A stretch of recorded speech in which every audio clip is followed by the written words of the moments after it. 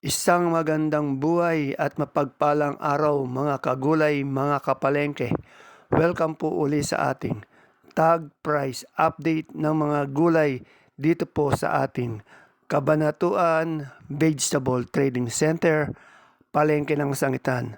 Muli po, samahan niyo po akong mag-price tag ng mga gulay dito sa ating bagsakan para po meron tayong idea basihan sa mga presyo ng mga gulay at pwede po natin magamit kung sakali tayo ay mangalakal o mamili dito po sa ating bagsakan. Unahin po natin sa ating tag price ang ampalaya. Ang ampalaya po natin ngayon ay nasa 65 pesos po per kilo or 650 isang bundle.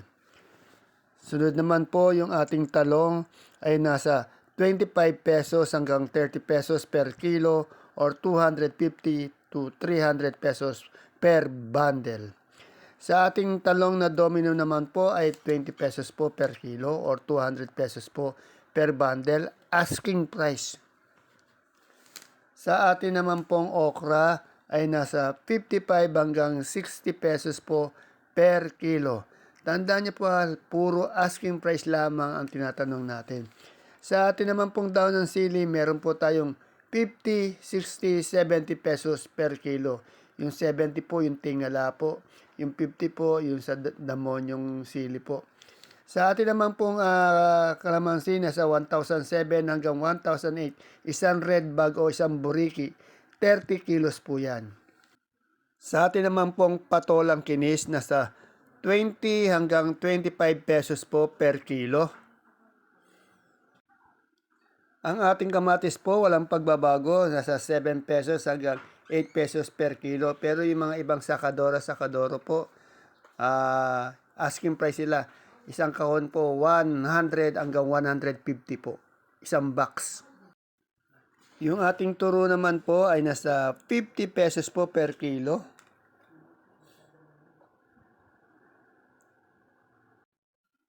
Sa ating pong bonitong ampalaya, 45 pesos po isang kilo or 450 isang bundle. Sa upo po natin, 150 hanggang 250 po isang bundle. Sa atin naman pong magagandang pechay sa bagsakan, kanina po, nasa 20 pesos po isang kilo or 200 pesos isang bundle. Yung ating talbos ng kamote po, nasa 6 pesos isang tali. Yung ating talbos ng ampalaya po, yan, 60 pesos po isang big kiss. Wala po tayong saluyot kaninang nakita sa ating bagsakan. Sa atin naman pong gabing galyang na puti, nasa 27 per kilo.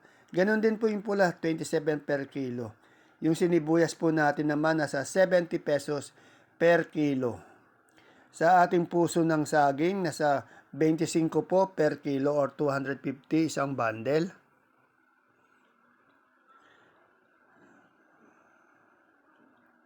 At ang ating laso na po, medyo mababa na po siya. 25 pesos po isang kilo o 250 isang bundle. Sa atin namang pong sampalok, isang kilo niya po ay nasa 38 pesos. 380 ang isang bundle ng sampalok. Sa ating mani po ay nasa 75 pesos po per kilo. Sabi ni Madam Joy, sa taas po daw yung ating mani. Yung ating luya po, yung pinakamagandang luya, nasa 90 pesos po per kilo. Meron din po tayong 80-85 pesos. Yan po yung ating mais. Unahin po natin yung mais na dilaw. 16 pesos po per kilo or 160 isang bundle. Yung puti po, 32 per kilo, 320 isang bundle. Sa atin namang pong pipinong bakla, nasa 33 hanggang 35 pesos po isang kilo.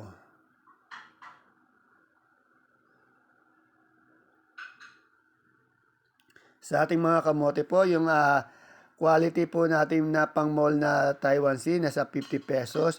Yung ubi, 43. Yung dilaw, 38. Yung puti po, 35 pesos per kilo.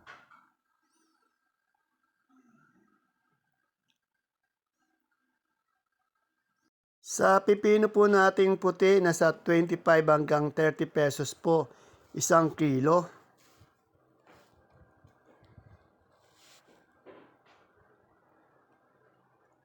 At sa ating namang sitaw po, medyo angat po siya. Nasa 130 hanggang 160 po isang bigkis o isang tali. Yung ating singkamas po, nasa 100 pesos po isang bigkis.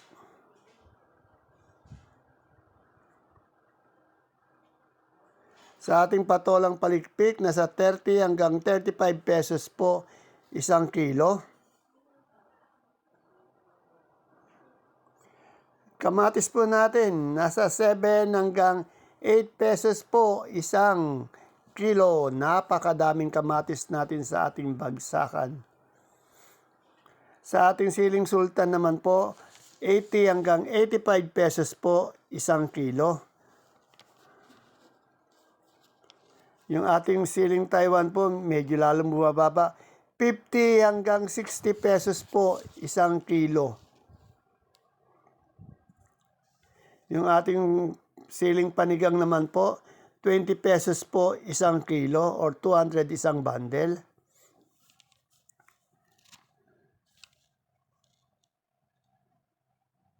Ayan po, napakadaming kamatis. Sa ating gulay bagyo po, yung repolyo po natin, 250 po isang bundle.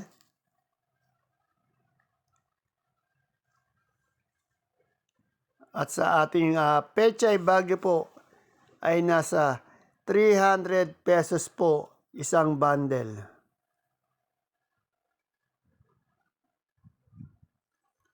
Sa sayote natin, nasa 300 pesos po isang bundle.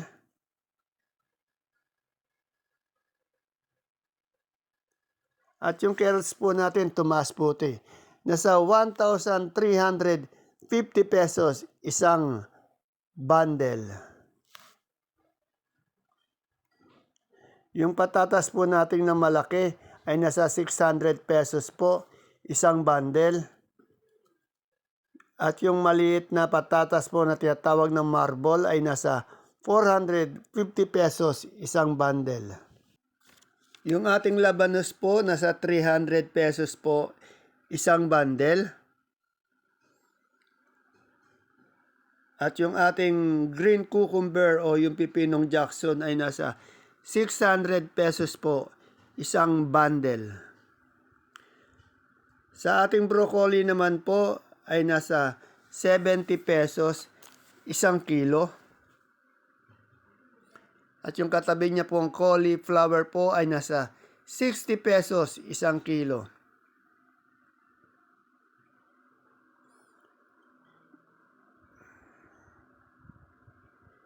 Yung atin namang pong red bell ay nasa 180 pesos po isang kilo.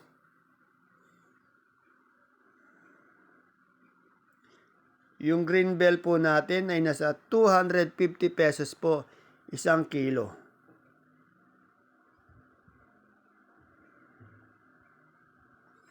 Sa atin naman pong leeks ay nasa 140 isang kilo. At yung ating celery po ay 100 pesos isang kilo.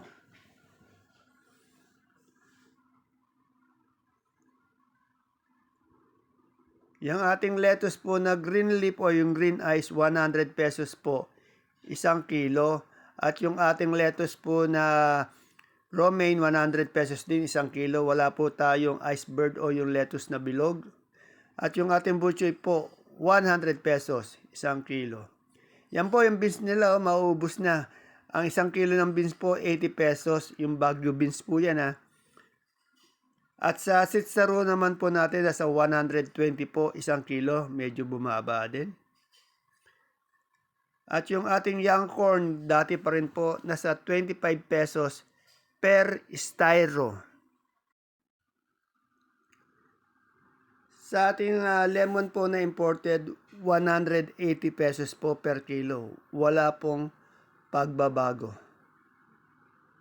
Sa mga sibuyas naman po natin, yung ating local na sibuyas na puti, 10 kilo po ito 330 po isang red bag or 10 kilos. At yung pula po natin, 10 kilos din po yan, isang red bag na yan, 450 po. Wala po tayo imported, puro local po tayo dyan. At yung ating super white na bawang po, yan po imported yan. 430 po yung small, yung malaki po 520 po pesos isang bundle. Sa kanso po natin 430 yung small, 450 naman po yung big isang bundle. 5 kilos po yung ating mga bawang. Ayan po mga kagulay, mga kapalengke, ang ating pinaka-latest price tag update ng mga sariwang gulay na dumadagsa po dito sa ating Kabanatuan Vegetable Trading Center, Palengke ng Sangitan, araw-araw po yan. See you po again tomorrow sa ating price tag ng mga gulay dito sa ating baksakan. Sana po mapanood niyo po ito para meron tayong basihan, idea sa mga presyo ng gulay na dumadating dito. Bye-bye. God bless us all po sa ating lahat.